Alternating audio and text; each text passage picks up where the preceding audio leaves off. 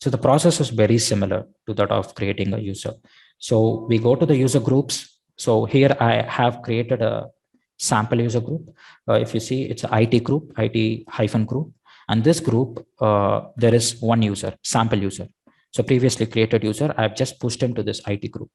And then I attach a policy, right? So the attach a policy, it can be any policy. It can be a customer managed policy can be attached. It can be an AWS managed policy. Any policy can be attached to this group. So here in the last screenshot, if you see, right, there's a sample customer policy. Here I've just slightly modified the previous policies in such a way that I've just removed the condition. I don't want to constrain by giving an IP address, since it's a group, right? Groups of users can come from different IPs. So I just removed the condition parameter, and I've given access to all the S3 buckets in my account, right? In the existing account, all the S3 buckets can be accessed. So in the resource section, if you see, there is a wildcard star. This means all the S3 buckets can be accessed. And in the action, you see S3 colon wildcard or the star, which means all actions can be done on an S3 bucket, right? On any S3 buckets within that AWS account. So this particular policy is attached to the group. So within the group, this particular sample user who's there can access any number of S3 buckets and can do any actions on this S3 bucket. So that is what this policy means. So we know how to create user and group and attach policy. So we'll go one step deeper. How do we use this, right? How do we use this particular IAM user that we created, right? So say we have an EC2 instance, we want to run some automation scripts, and the script needs authentication, right? It needs credentials to access the AWS resources. So what we do, the way we can configure is you can either consume EC2 instance, or even you can do it in your own laptop or a workstation, your personal workstation, right? All you have to do is install AWS CLI, right? Install AWS CLI. Once it is done, just run this command, AWS configure, the first line, AWS configure, and you will be prompted for set of values, right? So those values are nothing but access key ID and secret access key. So if you remember, when we created a user, right, we had an option known as programmatic access key. Once we checked that, in the final step, we did have the access key ID and the secret access key presented in a web console, right? So those are the keys that you have to input here, the access key ID and the secret access key. And then the region can be default, or if you're working on a specific region like North Virginia region or Ohio region, or in India, Mumbai region, right? AWS supported regions, you can specify those. And also format. So JSON format is something very easier to interpret. On top of it, you can also have a normal table format as well, or YAML format as well. So these are the three formats that are supported: JSON, YAML, and table formats. And once you have done with the configuring your access key ID and secret access key, the next step is, where is it stored within my machine, right? Where is it stored in my laptop or EC2 instance? Where is it? So the configured credentials will be stored under hidden directory, right? If you go to .aws, right, you'll be able to see two files, config and credentials. And if you read or cat into the credentials file, you'll be able to see the access key ID and the secret access key, which you configured in the previous step, right? So yes, we are done with setting up all the credentials. So let's test it out, right? So using the AWS CLI, right, there is a command. If you want to list out the contents of an S3 bucket, or list out the S3 buckets, list of S3 buckets, we can use those commands. So here I'm showing a command known as AWS S3 ls, which basically means listing out the S3 buckets in my account. So if you remember previously, in the last third screenshot in the policies, I have mentioned resource as star, action as S3 star. So basically it means I'm giving full access to S3 bucket in my account. So here, if you correlate here, when I list it out, when I execute this command, basically asking AWS to list out S3 buckets that are there in my account. So it listed out all the buckets, right? One of the bucket, if you remember, it was block.trivikram.pk. So I've just obfuscated here or masked it. So these are the buckets that are present in my account as of now. So this is the way we programmatically access a particular S3 resource, right? So one of the use cases I can talk in a very short time is, say you have written an application and your database is in the cloud. Say you're leveraging an RDS, right? And also some of the service that you're leveraging in is S3. So there are objects in S3 that you want to use in your automation. Also, you want to write into DB RDS database, or read the RDS database. So this is the way we do. The way we do is, for that particular user or a service account, we write a policy that will allow access to RDS, full access to RDS, as well as full access to S3, right? And attach that policy to that user. And then what the user does is he basically downloads the access key and secret key, right? And uses that in his automation script or in his application. And he can call API specific to S3 service and RDS and start consuming the contents in the database as well as S3 for his application. So this is how we do it. So couple of observations here. For an IAM user and group, right? From security perspective, there is a kind of, we can call a vulnerability. I wouldn't say vulnerability, but there is a big security concern, right? If I run any automation in cloud, right, in any EC2 instance or any Kubernetes or any container environment, I have to hard code the access key and the secret key, right? Which is bad. The reason why I'm saying this bad is, if tomorrow somehow an hacker or an adversary outside somehow compromises our instance, EC2 instance or a container or any EKS cluster, right? In that case, he will be able to read the credentials, the access key ID and the secret key, which is not recommended, right? So that is a big problem, a security concern. And this is particularly not recommended for production. If you're running a production system, no way it should be it should be hard coded. It shouldn't be hard coded at all, right? So for this purpose, we have IAM role, right? So users and groups, we understand, we hard code the credentials and consume the AWS resources and data, right? Or the objects. But in production systems, we don't want the credentials to be hard coded, right? To solve this purpose, there comes something known as IAM role, right? So IAM role, that is what initially, as I told, IAM role is specifically for systems to communicate, right? Inter-system communication. One system in AWS can communicate to another system or another service. So how does how the production systems can communicate to services, right? And resources. So in IAM role, right, we can grant roles for a couple of use cases, right? One is same account access. Say within the same AWS account, right? If some set of users or some set of groups or some EC2 instances wants to access a resource within the same account, I can use IAM role. Say what if there is two AWS accounts, account A and account B, completely different accounts, right? Say account A is handled in India, account B is handled in US, right? Just for the assumption, just for a scenario. In that case, we can also do cross-account resource access, right? So for both same account as well as cross-account access, we can leverage IAM role. And most of the services, based on my working experience, most of the AWS services support IAM role, right? EC2 instances, if you want to run a simple job, a very short time job, 10 to 15 minutes job, we can leverage Lambda functions, and IAM role supports Lambda functions. If you have Kubernetes cluster, IAM role is supported. If you have Docker containers running, you can leverage IAM role as well. So here in the bottom screenshot, you can see what are the trusted entities that IAM role supports. So this is one more key concept that I want you guys to focus. So initially, as so far, we have seen only policies. So those policies are nothing but permission policy, right? Those policies are nothing but permission policy. But now in IAM role, including permission policy, there comes another policy, that is trusted entity policy, right? Trusted entity policy.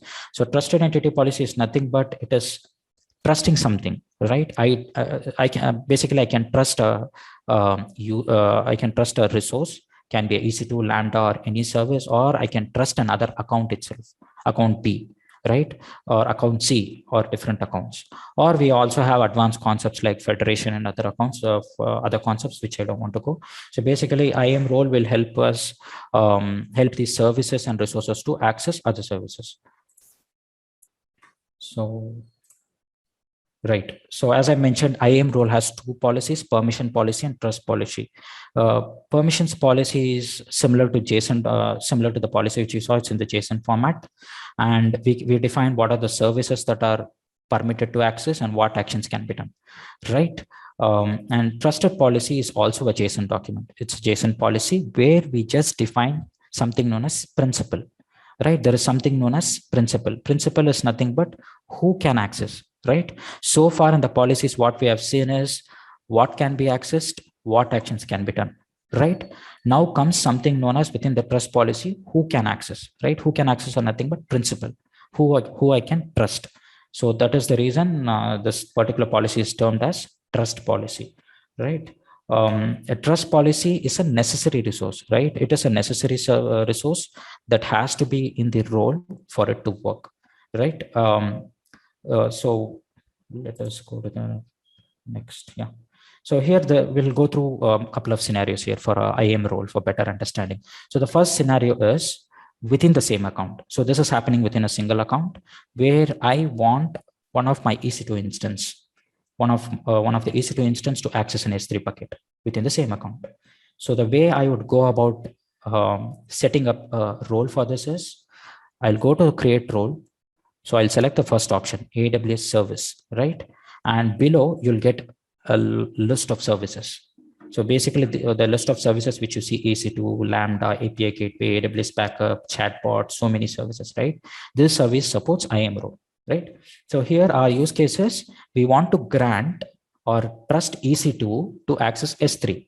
So first one is you have to select who you trust. So here I trust EC2. So I select EC2, right, in the first screenshot. And in the next screenshot, if you click on next, you'll be taken to the second one where you attach the policies, right? You attach policies. So here I want the EC2 instance to access all my S3 buckets within the account, right? Within the same account. So the policy that I select is AWS S3 full access. This is a AWS managed policy. Basically, this policy will grant access to all the S3 buckets within the same account, right? So I have selected this. Then we create a role.